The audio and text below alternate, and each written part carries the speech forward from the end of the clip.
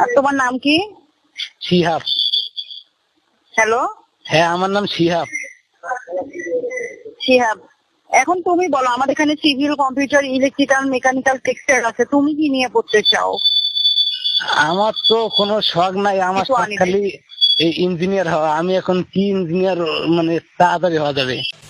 যেটা নিয়ে পড়ো না কেন 4 বছরই তো পড়তে হবে। তুমি কিভাবে তাড়াতাড়ি হবা? 4 বছর শেষ না হলে তো হইতে পারবা না। মানে এই পড়ালেখা কম কোনটায়?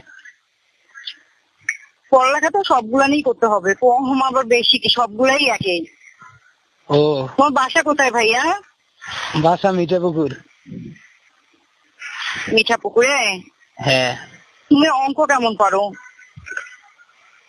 অঙ্ক বেশি পাই না, অঙ্ক পারলে কি রেজাল্ট এরকম হয়? তাহলে তুমি কম্পিউটার অথবা টেক্সটাইলে ভর্তি হইতে পারো, ওগুলানে ম্যাথমেটিক্স কম। ও, তাহলে কম্পিউটারেই হওয়া লাগবে। হ্যাঁ, কম্পিউটারে হও। কম্পিউটার থেকে কি কি ইঞ্জিনিয়ার হওয়া যায়? কম্পিউটার থেকে পড়লে তুমি কম্পিউটার ইঞ্জিনিয়ার হবা, হার্ডওয়্যার ইঞ্জিনিয়ার হবা, সফটওয়্যার ইঞ্জিনিয়ার হবা। এই যে হ্যাকার হওয়া যায় না? এটা আবার কোন ধরনের তোমার চিন্তা ভাবনা?